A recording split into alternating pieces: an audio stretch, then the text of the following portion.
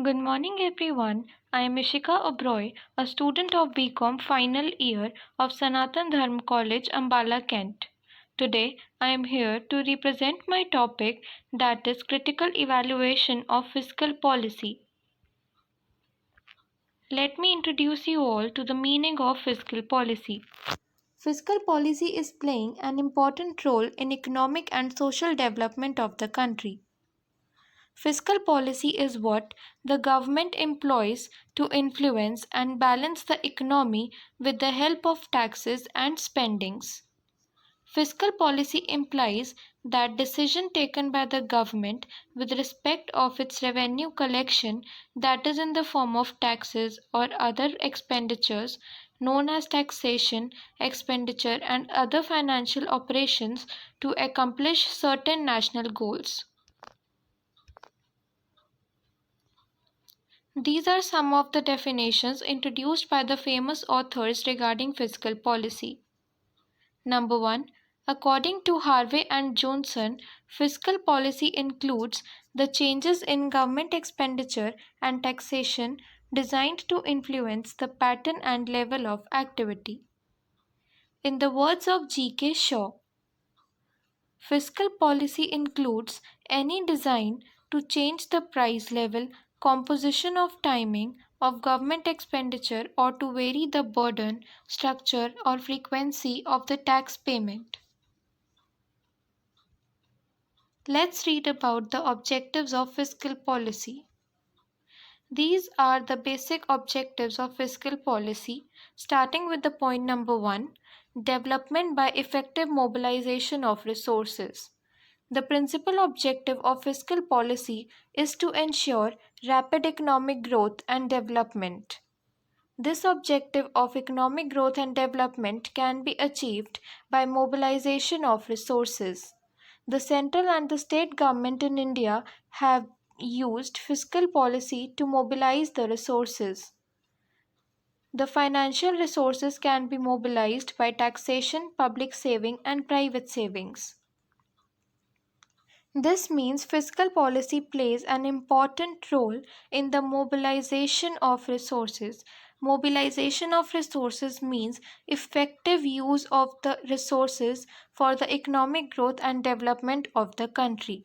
These resources can be properly utilized or mobilized by the taxation, public saving, and the private savings. Second point or second objective is reduction in inequalities of income and wealth. Fiscal policy aims at achieving equity or social justice by reducing income inequalities among different sections of the society. The direct taxes are charged more on the rich people as compared to lower income groups. This means fiscal policy has an objective to reduce or eliminate the inequalities of the distribution of income and wealth, as more direct taxes are charged on the rich income people as compared to the people having the lower income. Point number 3 is stability of price and control of inflation. One of the main objectives of fiscal policy is to control inflation and stabilize the prices. Therefore, the government always aims to control the inflation by reducing fiscal deficits, introducing tax saving schemes, productive use of financial resources, etc. This means that the initiatives taken by the government in the form of introducing the tax saving schemes, productive use of financial resources, etc. These all helps in controlling the inflation which is rising at a greater pace, which also helps in maintaining the price level or the price stability in the economy. Continuing further the objectives, the fourth point is employment generation. The government is making every possible effort to increase employment in the country through effective fiscal measures. Investment in the infrastructure has resulted in direct and indirect employment. Various rural employment programs have been undertaken by the Government of India to solve problems in rural areas. This means that fiscal policy helps in the employment generation. This employment generation has been achieved by increasing the investment in the infrastructure, which also helps us in the direct and indirect employment. Also, government is taking the initiatives for the rural as well as urban areas by the rural programs for the employment and the urban programs for the urban employment. Fifth point is balanced regional development. There are various projects like building up dams on rivers, electricity, roads, schools, etc., run by the government to mitigate regional imbalances in the country. This is done with the help of public expenditure under fiscal policy.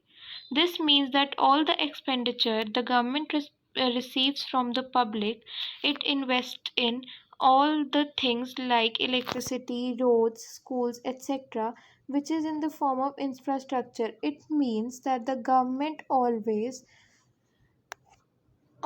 invest the money from the public in the infrastructure for the economic growth of a country with the help of fiscal policy. Sixth point is to accelerate the rate of economic growth. Primarily, fiscal policy in the developing economy should aim at achieving an accelerated rate of economic growth. Therefore, fiscal measures such as taxation, public borrowings, and deficit financing should be used properly so that production, consumption, and distribution may not be adversely affected. This means fiscal policy, with the help of its fiscal measures, that is, public borrowings, debt financing, taxation, it helps in the economic growth with the help of these such measures. Also, it does not affect the production, consumption, and distribution process in the economy. The last objective is to encourage investment. Fiscal policy aims at the acceleration of the rate of investment in the public as well as private sectors of the economy. Let's come to the essentials of the fiscal policy. Starting with the first essential, that is counter cyclical. Fiscal policy should be used to smooth the business cycle. That's known as counter-cyclical policy. In the bad times, taxes are lowered and spending is increased to put more money in the pockets of companies and consumers. In good times, spending is reduced and taxes rose. Fiscal policy has a greater role to play in economic stabilization today than in the past because central banks in many advanced countries have cut interest rates very close to zero and the limits of monetary policy are being tested. Second essential of fiscal policy is growth friendly. Tax and spending measures suggested be used to support the three engines of long term economic growth that are capital, labor, and productivity.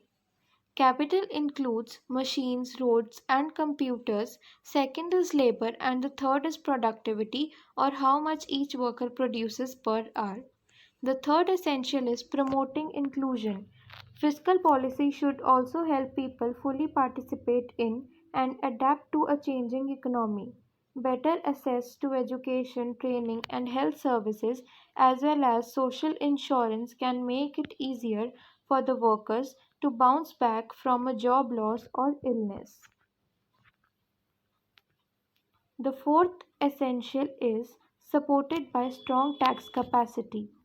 Governments need a strong capacity to tax in order to carry out the policy. Taxation provides a stable and adjustable source of revenue that can be mobilized if needed.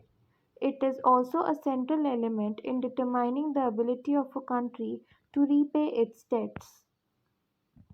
The last essential is prudent. The global financial crisis shown that public finances are exposed to large risks that are often underestimated. Bailouts of failing banks and a deep economic slump drove public debt in advanced economies to levels unprecedented in peacetime. Governments need to better understand the risk they are exposed to and adapt the strategies to manage them. Hope you all understood about the essentials of the fiscal policy. Let's now study about the advantages of fiscal policy. It has various advantages. First point is capital formation. Fiscal policy of the country has been playing an important role in raising the rate of capital formation in the country, both in its public and private sectors. The gross domestic capital formation as percent of GDP in India increased from 8.4% in 1950 to 51 to 19.9% in 1980 to 81 and then to 39.1% in 2007 to 2008. It has created a favorable impact on the public and private sector investment of the country. This means that the fiscal policy provides the economy an advantage of capital formation, which is increasing with the time. Also, it has increased the investment or the capital formation in public as well as private sectors. Also, it has created the favorable impact in both the sectors of a country. Second advantage is controls inflation. Fiscal policy helps in fighting the rates of inflation in a country. Inflation means the increase in price of services or goods without improvement in money. The government might attempt to combat inflation through making use of fiscal policy for controlling the speed at which the price increases. Inflation means inflation means the increase in the level of prices. So, fiscal policy here helps to control the price level and the inflation in our country by the fiscal measures of the government. The third advantage is mobilization of resources.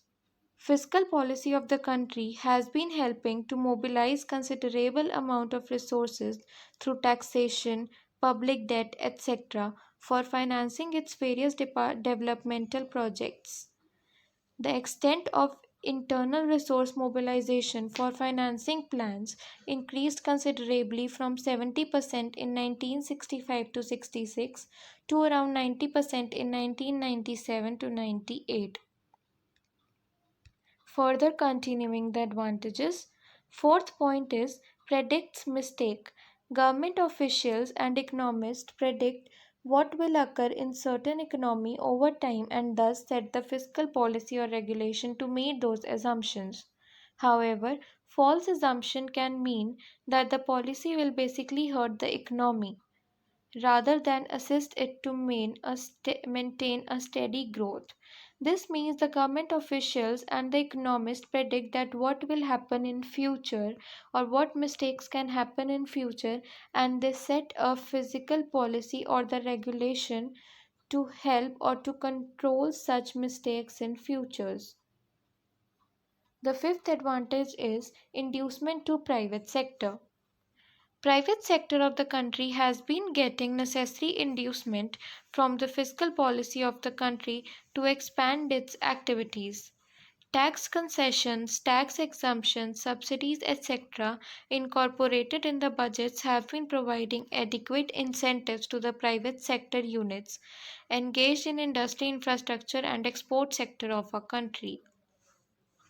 This means fiscal policy has an advantage of the growth of the private sector by providing it the tax exemptions and basic incentives to the private sector, also in the industry of infrastructure and export sector of our country. The sixth advantage is incentives to savings. The fiscal policy of the country has been providing various incentives to raise the saving rate both in household and corporate sector through various budgetary policy changes, that is, tax exemptions, concession, etc. It means the exemptions and the concessions provided by the government in taxation help the household sector and the corporate sector to increase their savings for the future. The seventh advantage is export promotion. The fiscal policy of the government has been making constant endeavor to promote export through its various budgetary policy measures in the form of concessions, subsidies, etc. So, the next advantage is reduction of inequality.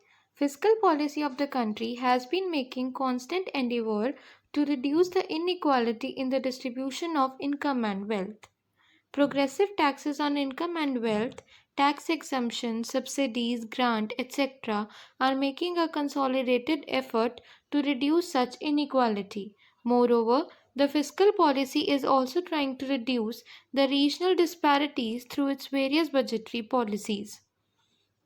The last advantage is elevation of poverty and unemployment. Another important merit of Indian fiscal policy is that it is making constant effort to elevate poverty and unemployment problem through its various poverty eradication and employment generation programs like IRDP, JRY, PMRY, SJSRY, EAS, NREGA, etc. All these are the government initiatives. Now let's read about the shortcomings of fiscal policy in India. These are the shortcomings in the fiscal policy. Number one point is instability. Fiscal policy of the country has failed to attain stability on various fronts. Growing volume of deficit financing has created the problem of inflationary rise in price level. Disequilibrium in its balance of payment has also affected the external stability of the country. The second shortcoming is defensive tax structure. Fiscal policy has also failed to provide a suitable tax structure for the country. Tax structure has failed to raise the productivity of direct taxes, and the country has been relying much on the indirect taxes. Therefore, the tax structure has become burdensome to the poor or the people having lower income. The third shortcoming is inflation.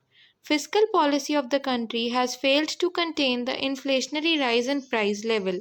Increasing volume of public expenditure on non-developmental heads and deficit financing has resulted in demand pull inflation. Higher rate of indirect taxation has also resulted in cost push inflation. Moreover, the direct taxes have failed to check the growth of black money, which is again aggravating the inflationary spiral in the levels of prices. Continuing further, the fourth shortcoming is negative return of the public sector. The negative return on the capital invested in the public sector units has become the serious problem for the government of India. In spite of having a huge total investment to the extent of rupees 4,21,089 rupees or crore in 2007 on PSUs, the return on investment has remained mostly negative or lower. In order to maintain those PSUs, the government has to keep huge amount of budgetary provisions, thereby creating a huge drainage of scarce resources of the country. The fifth point is inadequate statistics. In the countries like India, adequate and reliable data is not available. Because of non availability of reliable and accurate data, the area of fiscal policy is not judged properly. Now, the sixth point is growing inequality. Fiscal policy of the country has failed to contain the growing inequality in the distribution of income and wealth throughout the country. Growing trend of tax evasion has made the tax machinery ineffective for that purpose. Growing reliance on indirect taxes had made the tax structure regressive. The seventh point is illiteracy. Most of the population of India is either illiterate or not in a position to understand economic policies and its implications. That is why they are not able to evaluate the importance of fiscal policy, and therefore they also try to evade the taxes. The eighth point is non monetized sector. Although each and every activity is now awarded in terms of money, but still a major part of economy of UDCs like India is non monetized. In this part, fiscal policy remains unaffected. The ninth shortcoming is delay in the decisions. Fiscal policy decision needs approval by the government. A lot of time is required for an approval, and due to this, decisions are not taken at proper time. The last shortcoming is limitations regarding full employment. As a result of fiscal policy in connection with full employment, wage rate increases. Increase in wage rate results into increase in prices instead of increase in the production. Employment multiplier decreases and desired increase in employment does not take place. Structural unemployment cannot be tackled by fiscal policy. Now, let's read about the suggestions for some necessary reforms in the fiscal policy. These are some suggestions that are necessary for the reforms or changes in the fiscal policy, like progressive taxes, agricultural taxation, broad based tax net, checking the tax evasion, increasing the reliance on direct taxes, simplifying the tax structure, reduction in non development expenditure, checking the black money, raising the profitability of PSUs. These all necessary suggestions will help in the reforms and changing in the fiscal policy, which will also help our economy to grow and develop at a great pace. I would like to end my video. Thank you.